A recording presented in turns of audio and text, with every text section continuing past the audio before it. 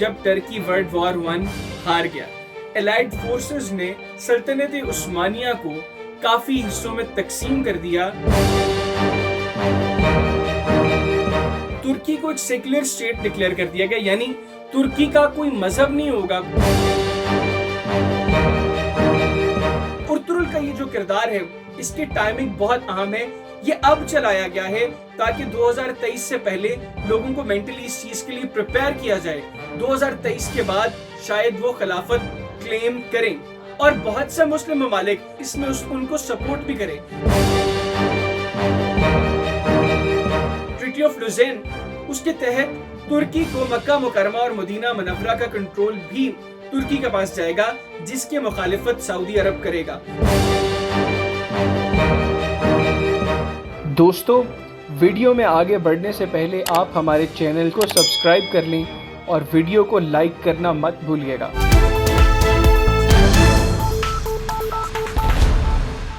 بسم اللہ الرحمن الرحیم۔ السلام علیکم ناظرین، میں ہوں حیدر حیات خان۔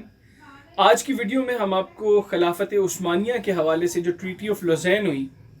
اس کے حوالے سے بتائیں گے کہ آنے والے سال وہ کتنے اہم ہیں مسلم امہ کے لیے، کیونکہ 2023 میں ٹریٹی آف لوزین ختم ہونے جا رہی ہے۔ اس کا جو ٹائم تھا وہ 2023 میں ختم ہو رہا ہے۔ اب یہ ٹریٹی آف لوزین ہے کیا تھی، اور یہ لوزین، اس کو ٹریٹی آف لوزین کہتے کیوں ہیں؟ لوزین بیسیکلی سوئٹزرلینڈ کا ایک شہر ہے جہاں پر یہ ٹریٹی سائن کی گئی، اس لیے اس ٹریٹی کو ٹریٹی آف لوزین کہتے ہیں۔ اور یہ ٹریٹی ٹرکی اور الائڈ فورسز کے درمیان ہوئی جب ٹرکی ورلڈ وار 1 ہار گیا۔ ورلڈ وار 1 میں شکست کے بعد الائڈ فورسز نے سلطنت عثمانیہ کو کافی حصوں میں تقسیم کر دیا اور لگ بھگ 42 نئے ممالک، خلافت عثمانیہ کی جو تقسیم ہوئی اس کے بعد جو 42 نئے ممالک تھے وہ ترکی سے الگ ہوئے۔ اس کے بعد ایک معاہدہ طے ہوا ٹرکی اور الائڈ فورسز کے درمیان، جس معاہدے کے تحت ترکی سے سب سے پہلے خلافت کا جو ایک سٹیٹس تھا وہ ختم کر دیا گیا، وہ لے لیا گیا اور وہ سٹیٹس ختم کر دیا گیا ٹرکی کا۔ اس کے بعد فاسفورس کی ایک بندرگاہ جو بڑی امپورٹنٹ بندرگاہ ہے، سوئس کینال کے بعد وہ اوشن وہ سارا جو پیسج ہے وہ بڑا امپورٹنٹ ہے، کیونکہ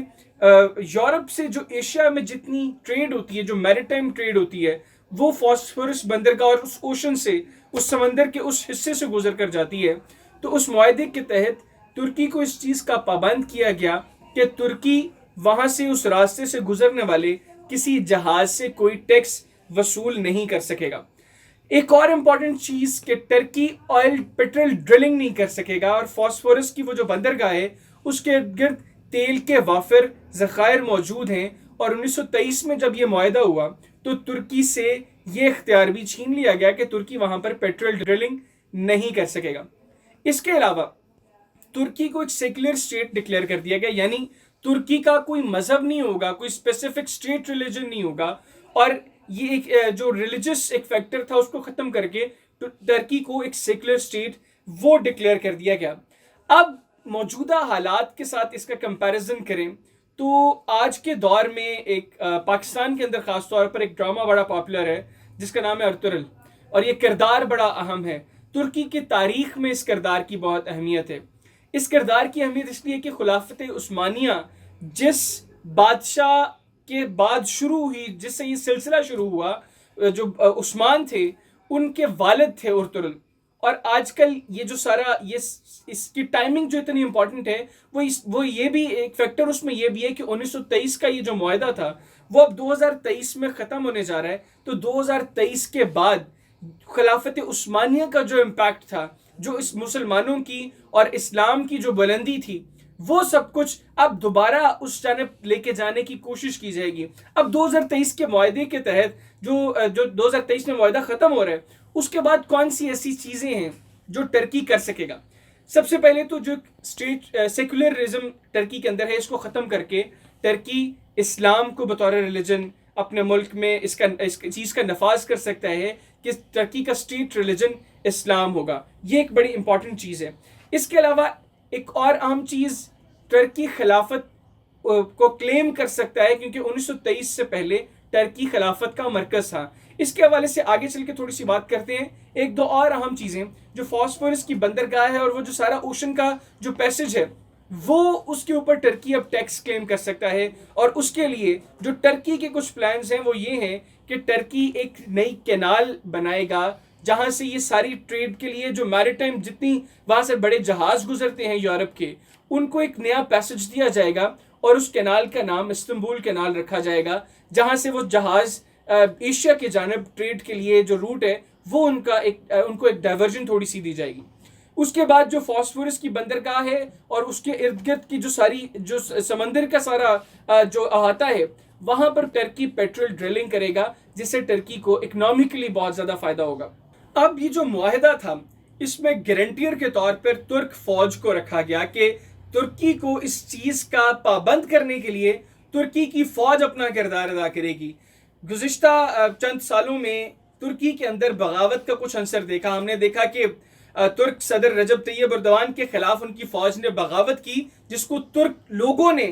بری طرح ناکام کر دیا، جس کے بعد اب ترکی کے اندر رجب طیب اردوان وہ ایک بڑا لیڈر بن کر سامنے آیا ہے۔ نہ صرف ترکی کے اندر، طیب اردوان پوری مسلم امہ کے لیے ایک بہت بڑے لیڈر بن کر سامنے آیا۔ ہم نے دیکھا کہ گزشتہ کچھ برسوں میں جب بھی کسی بھی مسلم اسٹیٹ پر کوئی کڑا وقت آیا تو پوری مسلم امہ کے اندر وہ چند لیڈرز جنہوں نے اس کو کنڈیم کیا، جنہوں نے اس کے خلاف آواز بلند کی، اس میں رجب طیب اردوان کا نام سر فہرست ہے۔ تو ان ساری چیزوں کو اگر ہم تھوڑا سا اینالائز کریں تو یہ کہنا غلط نہیں ہوگا کہ 2023 کے بعد رجب طیب اردوان، جنہوں نے ماضی کے چند سالوں میں اپنی پرسنالٹی کو جس طریقے سے گروم کیا ہے، جس طریقے سے انہوں نے اپنی لیڈرشپ سکلز کو ثابت کیا ہے، 2023 کے بعد شاید وہ خلافت کلیم کریں، اور بہت سے مسلم ممالک شاید اس میں ان کو سپورٹ بھی کرے۔ لیکن یہاں پر 2-3 ایسے مسلم ممالک بھی ہیں جو شاید اس کے اگینسٹ جائیں، کیونکہ 2023 کے معاہدے کے تحت جو 2023 میں جو معاہدہ ختم ہو رہا ہے، ٹریٹی آف لوزین، اس کے تحت ترکی کو مکہ مکرمہ اور مدینہ منورہ کا کنٹرول بھی ترکی کے پاس جائے گا، جس کی مخالفت سعودی عرب کرے گا، اور کہیں نہ کہیں ایران کی بھی یہ خواہش ہے کہ مکہ مکرمہ اور مدینہ منورہ کا کنٹرول ایران کے پاس ہو۔ لہٰذا یہاں پر پاکستان پر بہت اہم ذمہ داریاں آنے والے وقتوں پر پڑ سکتی ہیں مسلم امہ کو لے کر، کیونکہ شاید پاکستان کو استعمال کیا جائے یا پاکستان کو ایز اے میڈیوکر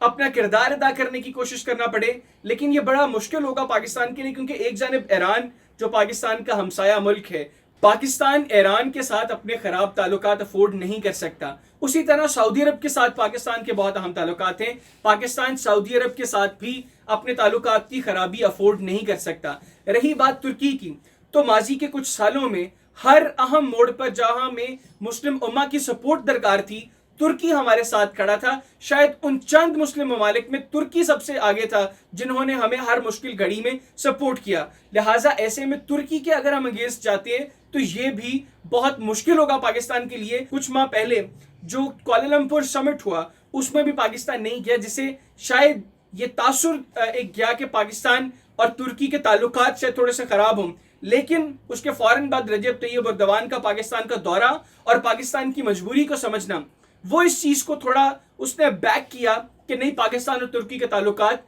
اچھے ہیں۔ ہم امید کرتے ہیں کہ آنے والے جو کچھ سال ہیں جو بہت اہم ہے، اس میں مسلم امت ڈیوائیڈ نہیں ہوگی، اور ارطغرل کا یہ جو کردار ہے اس کی ٹائمنگ بہت اہم ہے، کیونکہ اس وقت ضرورت اس چیز کی تھی ترکی کے لیے کہ سب سے پہلے خلافت عثمانیہ کا جو عروج ہے وہ لوگوں کو بتایا جائے، سمجھایا جائے کہ خلافت عثمانیہ تھی کیا، کس طریقے سے اس نے